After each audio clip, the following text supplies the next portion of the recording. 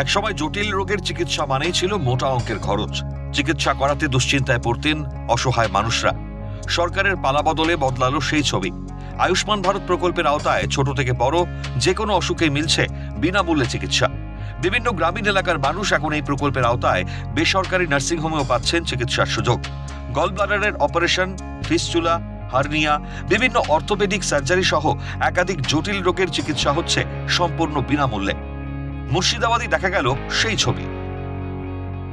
হারিস হয়েছিল, হারিস হয়ে এই গ্রিন ভূমে চিকিৎসা, আয়ুষ্মান কার্ডে চিকিৎসা হলো।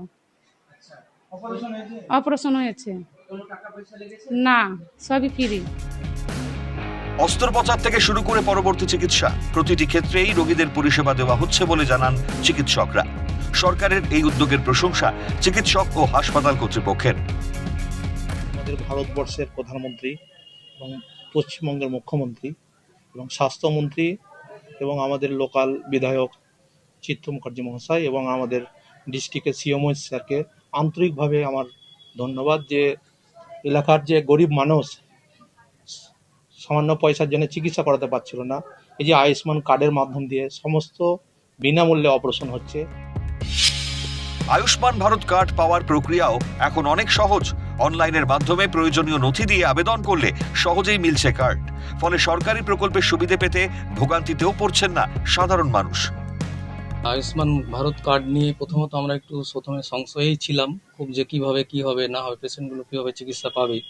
তো যাই হোক, রাজ্যের নতুন সরকার খুব সুন্দরভাবে আমাদের সেই অনিশ্চয়তা বা দুশ্চিন্তা দূর করেছেন। খুব তাড়াতাড়ি খুব সুন্দরভাবেই কার্ডগুলো গরিব মানুষের হাতে পৌঁছে গেছে, যার মাধ্যমে আমরা চিকিৎসাগুলো শুরু করতে পেরেছি।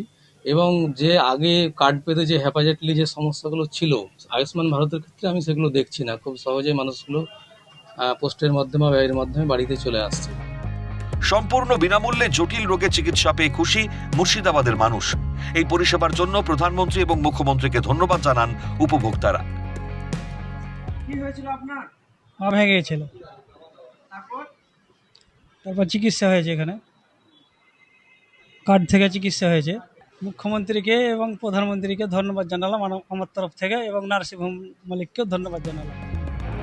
অর্থের অভাবে যাতে কোনো মানুষ চিকিৎসা থেকে বঞ্চিত না হন, সেই লক্ষ্যেই স্বাস্থ্য বীমা প্রকল্পের সুবিধে আরো বেশি মানুষের কাছে পৌঁছে দেওয়ার উপর জোর রাজ্য সরকারের। মইনুল ইসলামের রিপোর্ট, ক্যালকাটা নিউজ।